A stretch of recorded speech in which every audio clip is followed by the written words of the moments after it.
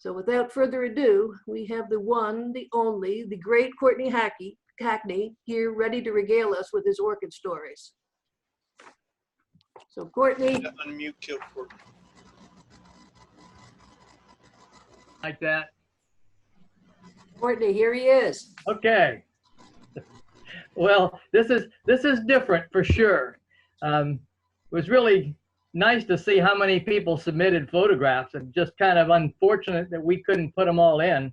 At least we have some control on this venue compared to our regular meetings, where sometimes we just get overwhelmed with the number of fantastic flowering plants that come in. On the other hand, it's been nice getting to see names associated with plants. It happens so fast at the meeting, I often don't make a connection with whose plants or whose. So that's a plus. Also gives us a chance to see plants in a little different way. Terry's got the ability to magnify to some degree photographs if there's something in there that you're interested in or I'm interested in. So we'll just run through this time and just see how it works. I'm not sure. We've tried a couple of trials and figured out how to do most of it, but let's give it a shot and away we go. Okay, Terry, flash them up. All right, you see them? We see the There we opening go. screen. Okay, we're on our way. First slide. There were a lot of really nice photographs sent in, and I thought we should start out the meeting with something very soothing. And I thought this Pleurathalis with a nice figurine was sort of the perfect place to start. And this is one of those few plants I think that you would appreciate more in real life. You can really see how many flowers there are. And the beauty of Pleurothalids is that they're tiny plants in general. There are a few larger ones, but once you get them growing, you get something like this, no matter what the size. And when they all start blooming, it's really a very beautiful thing, even if each flower is kind of small. This is Linda Stewart's, and again, being grown extremely well. And somebody asked if that was attached to the statue, but it's not. I think it's on a tree fern, as I remember. And if you have questions, just type them in, and we'll see if we can answer them. Next, Terry. I was really excited to see this one come up. This is a really old clone, but you really get a sense of how beautiful that is. It's being really grown well. This is Larry McNally's plant. Those are large flowers. Typically, they're 7 inches across, extraordinarily fragrant. Did a great job of getting not just the photograph, but the plant and the flower together. Cattleya Earl Imperialis. This has got an FCC, and they don't come easily. But I do have a story that goes with this, because one of the people that I interviewed when I was working on the book was a fellow named P.G. Barnett. And everyone told me that I had to talk with him, even though he wasn't a hybridizer. And what I realized is why they wanted me to talk with him. There were more AOS rules about judging made because of Barnett than anyone else. He had a goal in life, which is kind of interesting. His goal was to be the person with the most FCCs. He was a good grower. You can see just by the fact that that plant is so pretty, but he grew plants extremely well, and he had all these little tricks, and I'll tell you some of what he told me. He had 8 or 10 different clones of each of his different plants of each of his clones. And so what he would do is, because he had so many, he'd tend to have one in perfect flowering form whenever there was a judging. He also had a reputation. If he didn't get the award that he thought it should get, he would pack up the plant and send it somewhere else. He was in Southern California, and he was known to send plants literally everywhere, to Miami, to Washington, D.C. And the judges got pretty upset when they didn't give an award to a plant and another group of judges would, to exact same flowering. So that's where that rule came from, that you can only have a plant judged once at that flowering. Then you have to wait till he gets more flowers. So he was quite a character, but he was extremely successful at getting awards.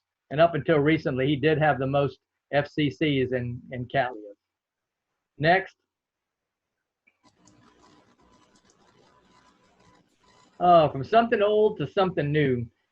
This is Mary Ann Bell's photo and her plant of Cattleya ludemiana, and it's extraordinarily well colored. It's hard to get this color to come out in a photograph, and this is about as good a job as I've ever seen, certainly better than I've been able to do. But this is a cross between a rubriform and a very dark form from another population. And if you don't know, this particular species has two locations. One is a higher elevation where the flowers are small, not good shape, but bright colors. The other is a lower elevation population with bigger flowers, better form. And hybridizers have been mixing these two forms together for a while to try and get the best of both. And I think you're seeing a pretty good example of what they're attaining. I think Mary Ann Bell got this one at the auction. I can't be sure, but I remember there was one that wasn't open yet, but the bud was there, and I remember everyone looking at that bud thinking it was going to be very bright. Well, needless to say, if that was the case, Mary Ann got the plant. I'm pretty sure I bid on it too, but I'm pretty sure I didn't get it. Next. One of the advantages, I think, in this venue is that you often, by the photograph, can see a lot more than just a flower. And if this was at our show table, it would be crowded in amongst a lot of other plants. But this is really a beautiful thing. This is love passion. And it's got some neat characteristics that are just perfectly seen in this photo. You can see the inflorescence and count the flowers and the buds really held well above the foliage. This is not a huge plant. It's got some miniature characteristics, but it's not a tiny thing. But look at the number of inflorescences on it. Most of the inflorescences had 7 or 8 flowers and buds, if I could count correctly. Beautiful orange color, and that's all coming from Cattleya aurantiaca in the background, way in the background. And then we often talk about those rock-growing Laelias from Brazil. It's got several doses of those that add to the color in Cattleyas. The yellows and the oranges often come from those Rupicolous Laelias. Extremely well grown. Don't know much more we need to say other than Tom and Dottie grew it. So I have to congratulate them when you see them the next time. That's really a beautifully grown plant. Next.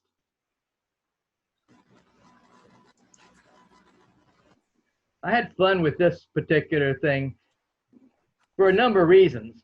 One is this is a second generation of a cross which brings in a member of the Cattleya Alliance, not a Cattleya. It's called Caulerthion, and it has this characteristic shape and characteristic color form, even though it's a grandparent here. And then you see a good example. The new name for this, if you love how the naming is going, is called Jack Fowliara Apple Blossom. Glow is growing this one, really beautifully grown. We had 4 or 5 people send in photos of this same cross, and frankly, it is one of the most endearing crosses that you can think of, because it's been around a long time. It's been remade a number of times, and in the upper right is a good example of what has popped out occasionally in the remakes, and that is some beautiful yellow colors. And you'll notice the flower form is just a little different, and that's because some of the other members of in the background are coming through the Cattleyas, giving it that shape. And several of these have popped out in first generation, and then when you self the typical Awanagara apple blossom, you often get a number of yellows and pale different colors, which are all very nice. The yellow one is Jerry Fowler's photo. Next. I was really happy to see this one. I get asked about this particular species over and over again. This is Epidendrum stemfordianum, And it has a characteristic that often confuses people, and that's why I get the question. It has, when it flowers, it has a dedicated flower spike that comes out, instead of coming from the top of the plant, it comes from the base of the last pseudobulb. So often when you see these after they flowered, they'll look like they had failed bulbs, but those aren't failed bulbs. Those are just the old flower stems. What also is fascinating about this particular species, when you cross it with almost any other Cattleya, member of the Cattleya alliance, it makes seedlings. And I'm not sure exactly why, but it's always adding something to that cross. There's lots of pretty colors, many awarded crosses with Stamfordianum by everything from BLCs to clones like Araniaca. It just loves to produce seeds. It's almost always a good grower, and the main criticism people have of this is it grows too fast and gets too big. And that's not bad. This is the standard color form. It also comes in a pink and in a kind of a pale yellow, all of which are pretty. But this is the standard form, and it's got all these neat little dots and little spot on the lip. It's a very unique kind of thing compared to most of the other Callias.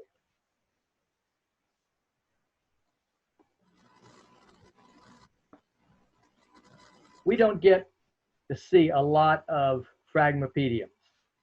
These are basically South American lady slippers.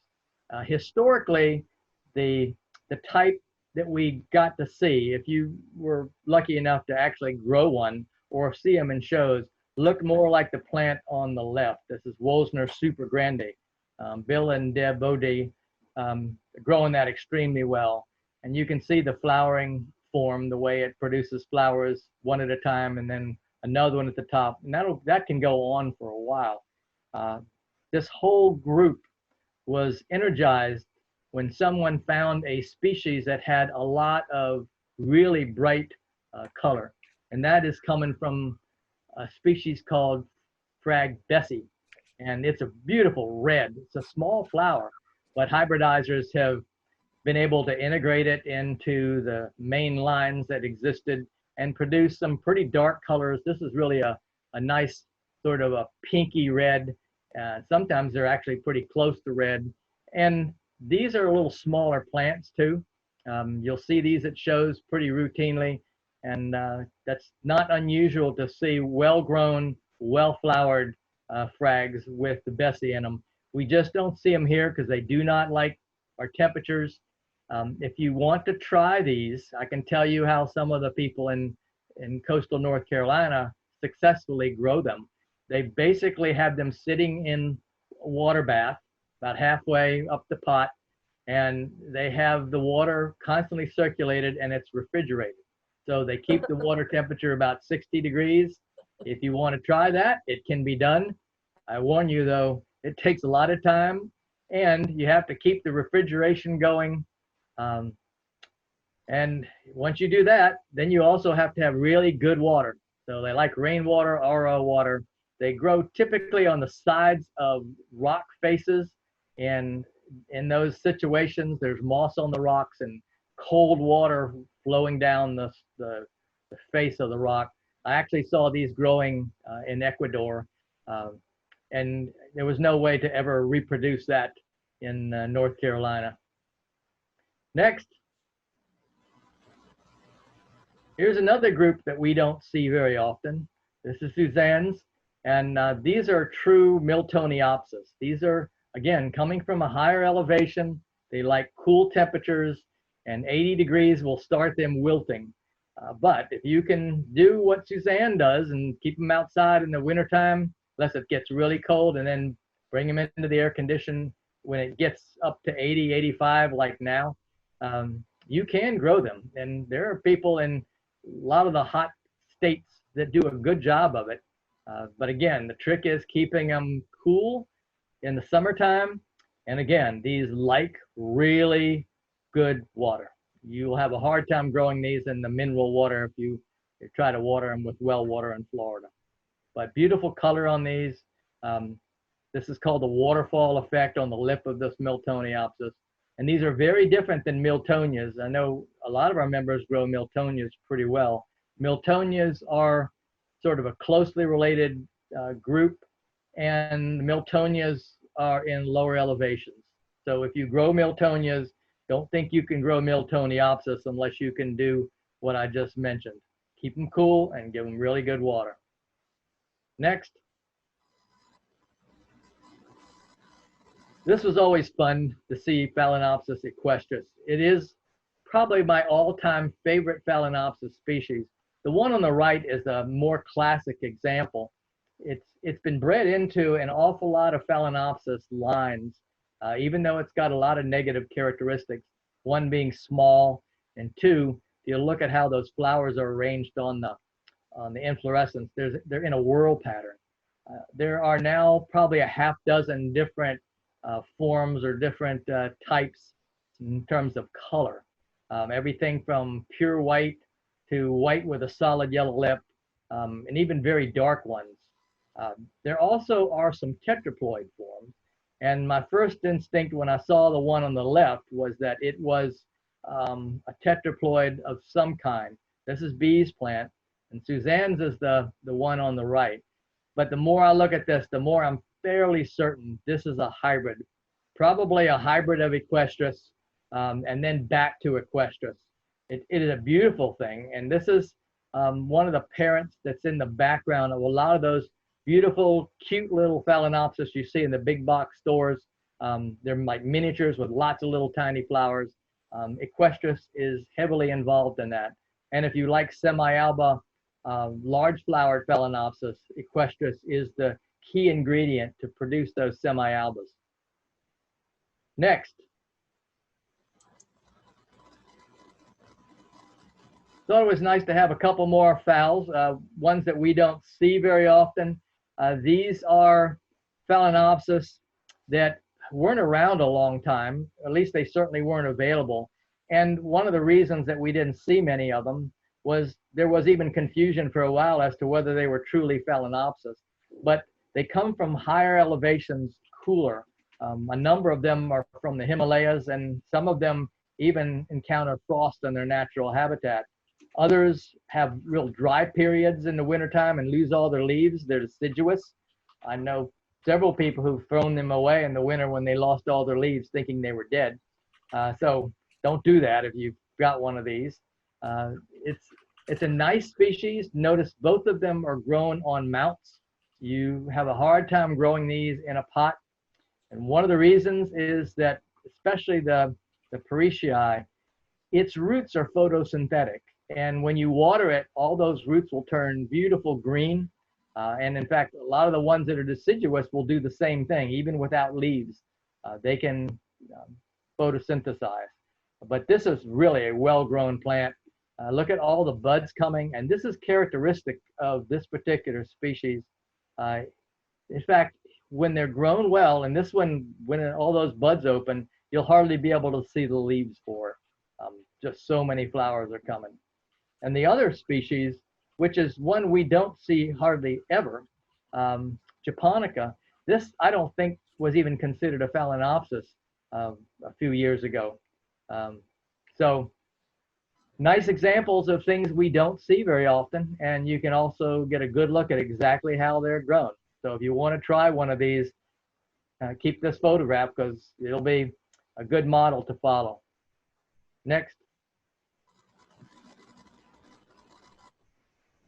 I just call these Taiwanese phals because they basically took advantage, at least two of these, took advantage of something that came along, an unusual sport called golden poker or golden poker. I heard all sorts of ways of pronouncing that. It was a mutation, a really kind of gnarly little flower that you would probably throw away if you were to encounter it in a group of seedlings. But it had an unusual characteristic in that it produced these spots when you crossed it with just about anything. And the spots were irregular. The judges didn't used to like that, but now they seem to have finally understood that it's got a beauty all its own. And you see a couple of things. Fuller's Pride, GC Ryong. Can't see what that third one is on my screen. But the one that is GC Ryong Panda is something I want to talk about a little bit. a lot of the Taiwanese growers essentially have tried to avoid someone knowing what their cross is by giving it a name and not registering it.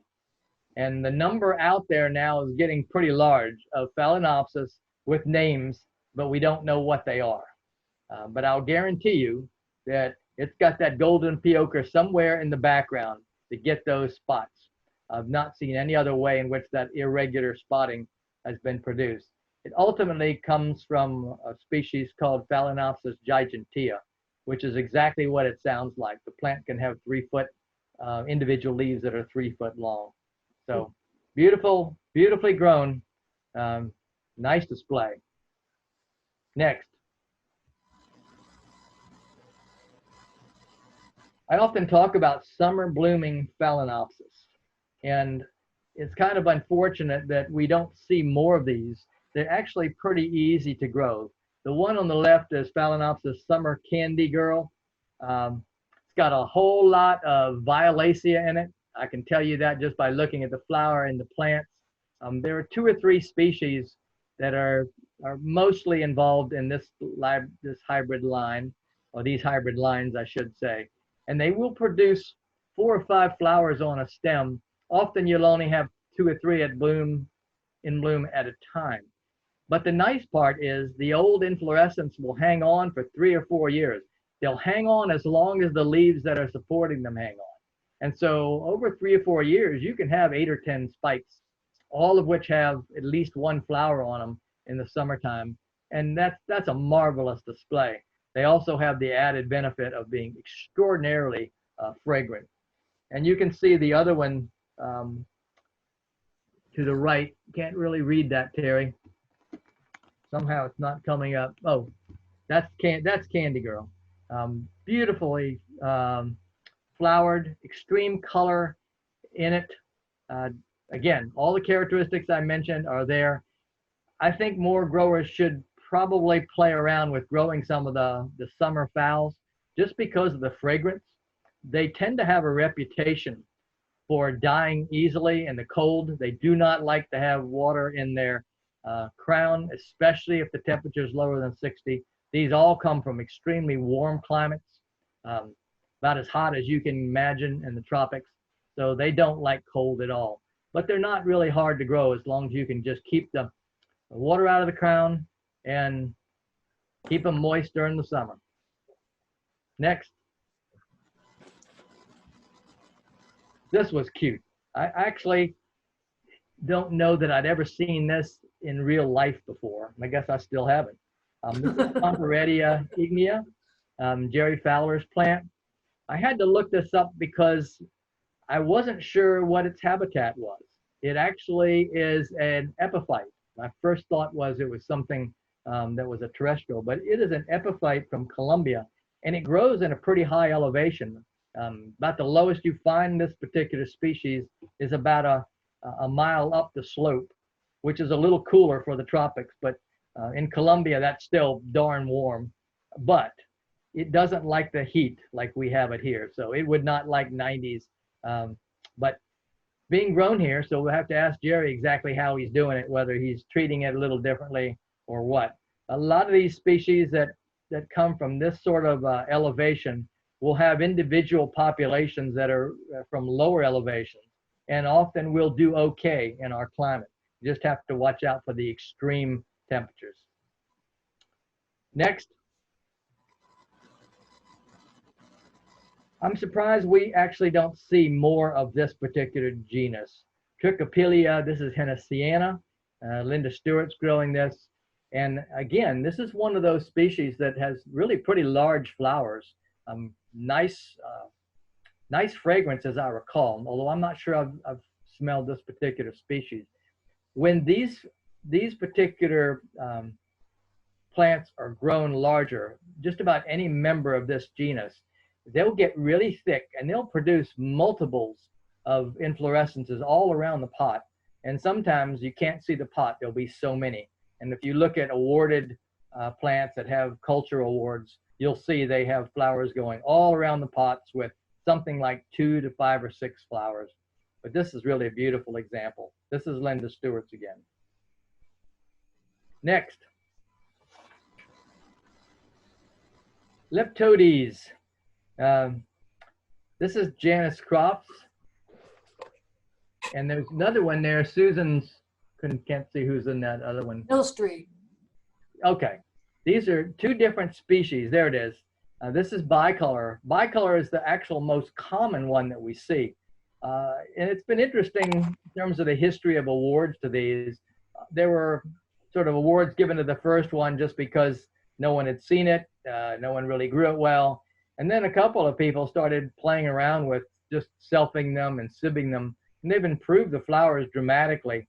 And so if you look up the awards, you'll see there are a number of awards to these with more color, bigger flowers, flatter flowers. But that's the growth habit you're seeing. Really good example of it with the leaves hanging down and the inflorescences hanging down. And again, they grow best mounted. I've actually tried growing these in pots, and you can grow them in pots as long as you have super drainage and the medium doesn't go bad. So something that doesn't rot is ideal. Terry, go back to the full screen on that. This particular species of Leptodes was one I don't remember seeing before. Beautiful, it's really nice pink color, lots of flowers on individual inflorescence. And from the look of the plant, it's just really getting started. Can't wait to see this in a couple of years. I know Janice will grow that really well. Next slide. This is one we probably wouldn't have seen if we had had a regular meeting where people brought in their plants. This is SAOS tankvillei, and it is probably the most common species out there in Florida.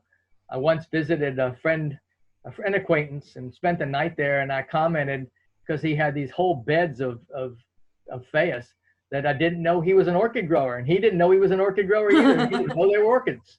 So what's been exciting about this whole group is that they have added a number of, I'll call them minor species, to this particular species and produced a lot of different shades and colors and plants that aren't quite as big, and all seem to do really well in Florida, planted outside. I mean, these are growing, they're terrestrial in a sense that they're growing in the ground, but they wouldn't grow in a bog or really dense soil. So here in Florida, we have lots of sand and marl kind of soils. They'll do well in that particular scenario. I wouldn't be surprised if they would grow outside here on the beaches, for instance, maybe even in town. You have to try it. If someone has these growing outside, let me know. We should be able to come pretty close to growing them here, maybe covering them up in the wintertime a little bit. We grow them in the ground here. Do you? Okay. Yeah, it should be okay most of the year. And if it keeps getting warmer, you'll be able to grow them all the way up here in Jacksonville. Next, Terry. Bulbophyllums are always so cute. They always get a lot of attention.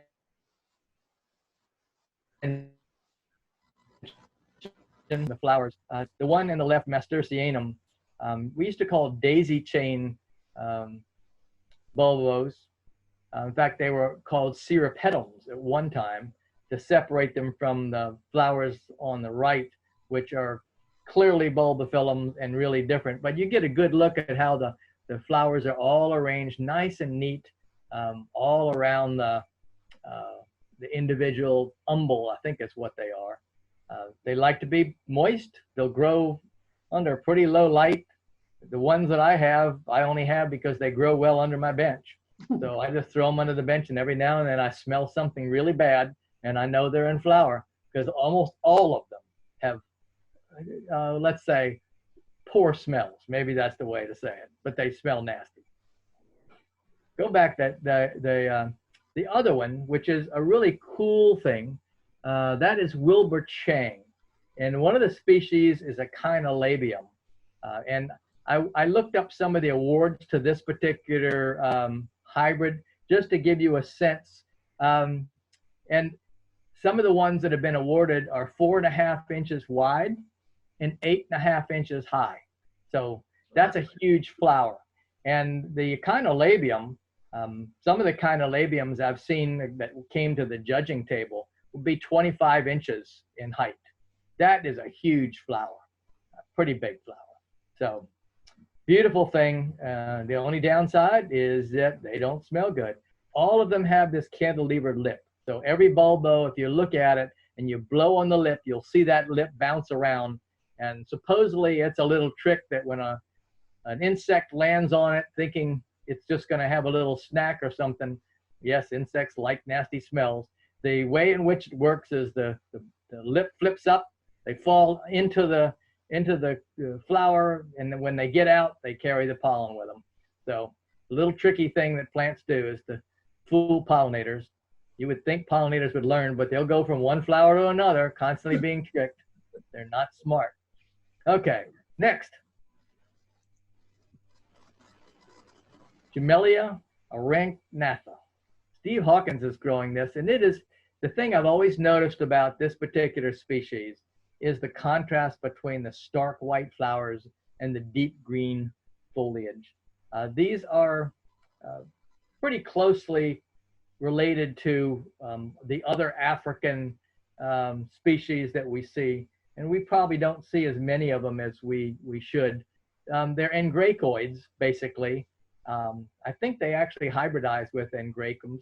I don't know for sure. I can't remember. Not a group I've got a lot of, but they grow just like you see here with a main trunk, and then they'll often start kikis at the base.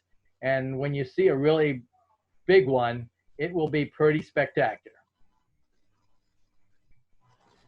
Nice, Terry. That's a good close-up. Next. Ascocyndas, Ascocentrums should be starting to bloom.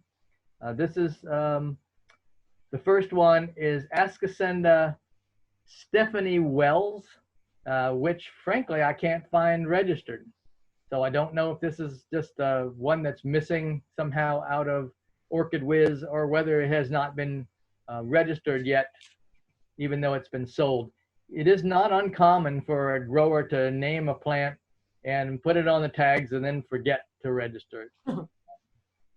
I've actually been guilty of the same thing. Thought I registered it, but apparently I didn't.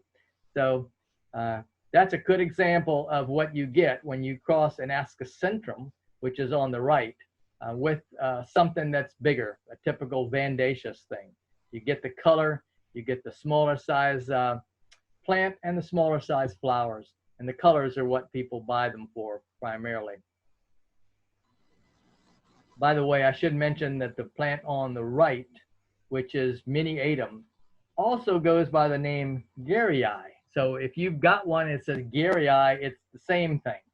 They just can't seem to make up their mind about this one.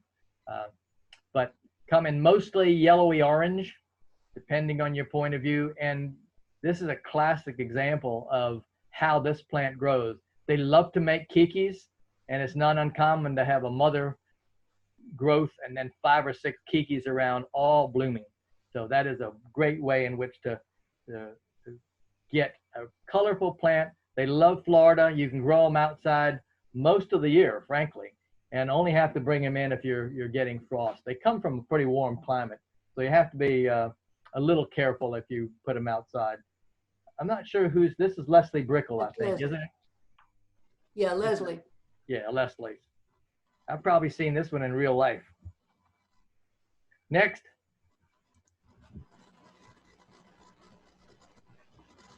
Rhinantha monachia. This is Leslie's. It is the cutest species, frankly, of the Rhinanthera group, and it's fairly small. You can get one of these in a 4-inch pot, and it can bloom a couple years after you get it, as opposed to many of the other Rhinantheras that take more time to bloom and get very large. I saw one of these visiting a greenhouse near Detroit, and the plant was 20 feet tall, 2 or 3 feet wide, and you would think that that would be a real downside, but the number of inflorescences on it at the time just took your breath away. It was just like a skyscraper going up with all these inflorescences sticking out and lots of kikis growing up. But it isn't for the windowsill, that's for sure. But this species is. You could grow this species easily outside in the summertime. Just bring it in, keep it in a bright window. Just like all the other Vandaceous groups, they do like pretty good moisture during the summer when it's warm. And if you're growing it in a basket, you can just water the devil out of it every morning and it'll reward you with lots of flowers. It's also been used in a lot of Renanthera hybrids because of its small size and the spots. Typically the spots disappear on hybrids, but sometimes they will come through and the color comes through too. Next. Well, Sue knows these are my weakness, Paraphalaenopsis. This is Labocensis, and it comes in a lot of, I won't say different colors, just color intensities. And the only thing that's unfortunate about the photos is you can't quite see the plant. This plant likes to grow down. It has real terete leaves like Brassivola nodosa, except they go down. And it's not uncommon for them to be 3, 4, or 5 feet long. And they just seem to keep growing for the longest time. But this is one of the perfect ways in which you can grow it. You just wrap the main part of the plant where the roots are coming out, where the meristem is, and you just wrap it with Spanish moss, hang it outside. They're different than Vandas in the sense that they don't really like high light. I grow these in the same light as my Phalaenopsis. And although they're called Paraphalaenopsis, they don't breed readily with Phalaenopsis. I'm not sure there's actually been a cross with them, but they breed real well with Renantheras. They're actually closely related to Renantheras. And when you cross them with Vandas or Renantheras, that vegetative growth form dominates, even though you get some really different looking flowers. I think Sue and I both have some strange hybrids that are really spectacular, made with the paraphals. They just have a different form, a different look. Next. This is one I'd never seen before, never heard of, Pomatocarpa spectatum. And Linda Stewart's growing this and growing it extremely well. It's just really coming into flower now. You can see that I don't think there's a single inflorescence that has more than half of its buds open.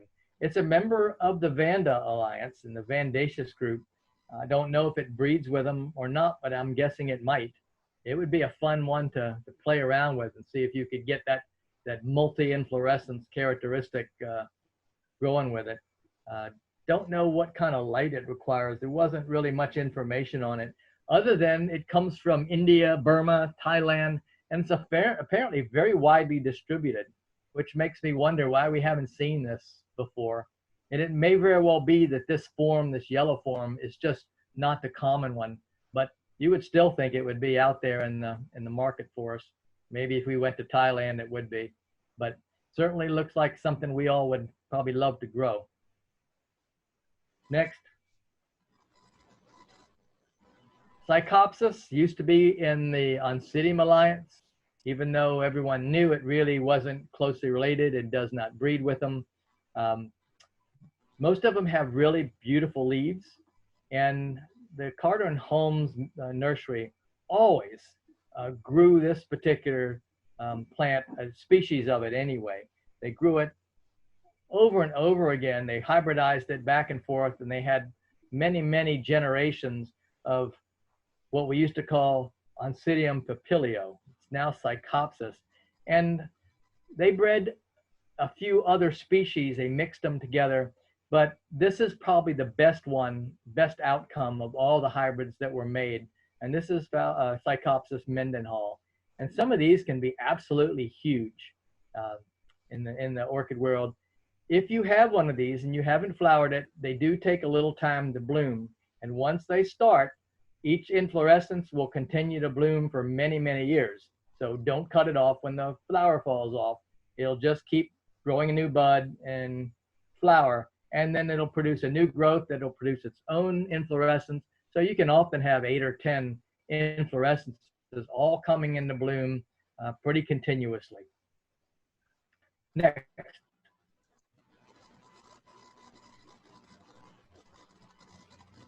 We really need to have a talk on Tolumnias and how hybridizers have worked the species. These used to be called Moyar's weeds. And they were called Moyar's weeds because he was a botanist that worked for a sugar company. And essentially, he traveled the world looking at sugarcane. And when he was in the Caribbean, he kept bringing home these little species of what they used to call oncidiums. We now call these tolumnias. And being a botanist, he also loved orchids. So he brought orchids back from all over the world too. And he played with them and figured out how to get the best from each species.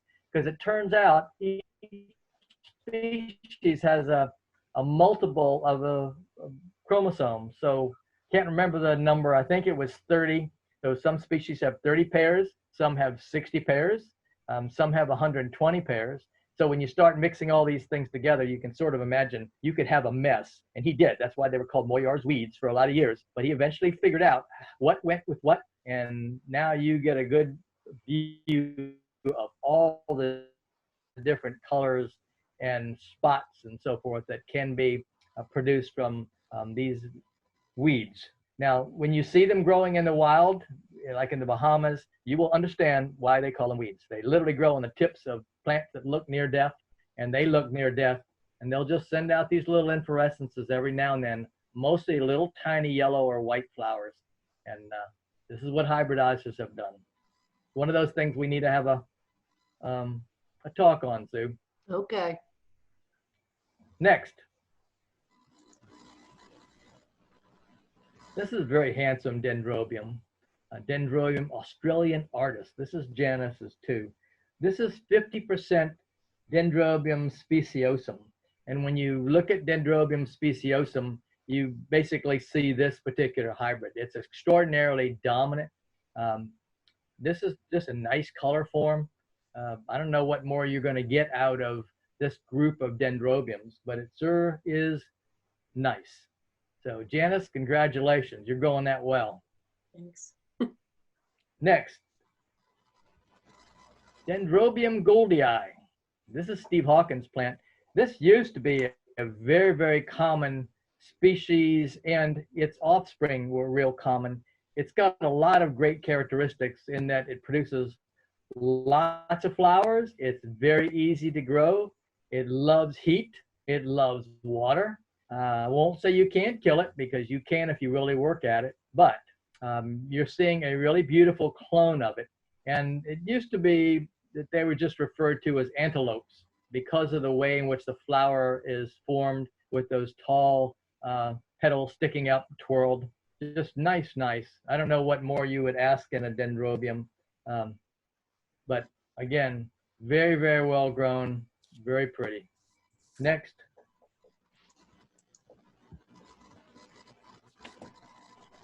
Dendrobium aggregatum. I've had one of these forever and only now been able to start getting it to bloom like this, because according to the literature, you're supposed to dry these out, not give them any water all winter long. I leave mine hanging out unless there's a freeze. Just leave it out under the citrus tree. It does get, if we get any rain in the winter, it gets wet. And I've finally gotten really good blooms, but Sue tells me she doesn't need to do that. So you have to talk to Sue if you haven't bloomed them. Sue doesn't do exactly what I do, but I know they're dried out a little more in the winter just because of the nature of winter here. Actually, Courtney, I did it exactly the way you did it this year. They stayed out all winter long and got rained on, and they just didn't get fertilized. Okay, so this is an example of the way you're supposed to grow it. That's beautifully grown, Sue. Yeah, and one of the other things I've noticed is after mine flowers, sometimes in the late spring, we don't get much rain like right now. And then we'll start to get rain, and darn, it several times has produced more inflorescences, maybe a month or two after the big flowering event is over. But it's a beautiful dendrobium, doesn't get very large, just likes to be left alone and dried out in the wintertime. Next. Dendrobium ladegizii. This is Susan Milstree's plant. It's a large plant. You have to have a certain love of dendrobiums for this particular species, because it just loves to go everywhere. And if you really look at what that plant is, There are little kikis on the ends of these growths, flowers coming everywhere. You just need space for something like this. Just beautiful, beautifully grown. This is what they're supposed to look like. A lot of people think they're supposed to be grown in pots, and they can be grown in pots, but you can understand why they don't stay there. It's not their nature. They like to go. And in nature, this particular species does this, and it can move from branch to branch in a tree. So that is the reason that you see these kinds of growth forms in a lot of species of orchids that do this. So they're not stuck on one branch. They're falling and moving to other branches of the tree. Next. Golden Aya. I had this plant, a friend of mine, deceased now, gave it to me, and I always loved it. And the only downside is it just grows too fast and gets too big. But boy, does it give a beautiful display when it blooms. If you've got the space, this is probably one of the best hybrids you could find. I know the hybrid's been made and remade, and they've cloned a number of superior clones, although frankly, I haven't seen a bad one of these. I remember, I can't remember who it was, but it was a Hawaiian grower that came through Wilmington and had lots of little seedlings of this particular cross. And I think all of us got one. And the members would bring these in year after year, and there was not a bad one in it. They all were beautiful yellow flowers. And the only difference I can remember is some of them had more intense color in the throat than others. But beyond that, it's just a beautiful hybrid. And this still got, if you look down at the bottom, you see it's still got inflorescences coming that have yet to open. Next. This is a beautiful example. I had to put this in here because this is Dendrobium love memory. And I just mentioned that some plants don't like to stay in pots, but if you're really willing to work at it, you can get them to stay, I won't say in a pot, but get them to at least be a little constrained and get them to grow in the right direction. Staking will work. And there actually are some clones that tend to be a little stronger and not flop over. But here's two examples of Susan's on the right and Lorraine, I think, is on the bottom on the other one. Yeah. Yeah. But I thought it was a good example of essentially the same hybrid grown two different ways. So you could have one on the left inside on a coffee table. The one on the right, you'd have to have a big coffee table. Okay, I think we've got what, one more coming? Yeah, you would have thought I would have put this one in the beginning, but I'm doing something tonight since it's a different venue that I don't do. I don't pick my favorites. I have favorites every night, but I try not to say too much about my favorites. But this one I like for a number of reasons. The name, Contrarti raricharti, which is a mouthful, but it is a distinctly interesting clone in that this is Phalaenopsis equestris that I mentioned earlier. We saw a picture of one, crossed with Phalaenopsis venosa. And when this cross first came out, we were all super excited about it because it offered a way to get color, bright colors into the miniature line, which 30 years ago just didn't happen. But it had one downside. You'd buy these seedlings and they'd have one bud open and they were just absolutely drop dead, beautiful flowers. And by the time the third flower opened on the inflorescence, the first one had faded and was just had no color at all. Finally, there were a couple of clones that turned out that did not do that. They did not fade. And this one, Copper State, is one of those particular clones. It's awarded, it's got an HCC. And the other facet about it, it gets the characteristic from equestris of growing kikis at the end of each inflorescence. So what you get is if you put it in a big basket, you'll have the mother plant, and then you'll have each inflorescence growing its own little kiki, and while still attached to the mother plant, it'll flower and produce its own kikis. And Sue has done that on this one. I'm not sure how many flowers there actually are, but this probably could get a cultural award. just because of the difficulty of getting this many flowers on one plant that hasn't, where the kikis haven't fallen off yet. Beautifully grown, Sue. This was my favorite, despite the many wonderful plants that we had photographs of. So I think that's the last. Nope, got one more, I think. Yeah, I figured this is a good one to end with. Corona cluster. All the things you need: Corona beer, toilet paper, and lots of good orchids and sanitizer. A good way to end the finish. We started with a nice calming statuary, and now we can end with the Corona cluster. And this one got my award for the most creativity of all. So Mary, thank you. Made my day. I had to laugh, mask and all. Yeah. Great job, Courtney. Okay, did we have any questions that I didn't see along the way? Terry, can you go back to slide 7?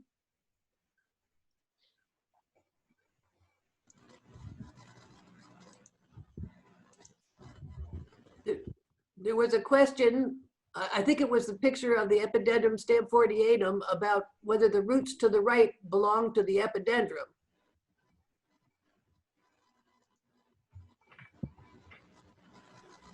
I'm guessing that those are Vanda roots. Well, it's hard to say what the magnification is, but Stanfordianum will produce a lot of roots. And if it's growing in a basket, they very well could be stretched down like that. We'll have to ask Let's see, whose was that? That was Susan Millstreet. We'll have to ask Susan. yeah, we'll have to get that from Susan. But like all orchids, they will produce a lot of roots, and if you don't repot them, those roots will just build up and become pretty massive. All right, so we're going to unmute all now. So Courtney, that was a great presentation. Well, this is very different. I'm glad we didn't try to do it in 40 minutes. Yeah. Thank you, Courtney. You're welcome. Thank you, Sue, for getting all of this worked out for us. This was great. It's good seeing everyone, even if it isn't little pictures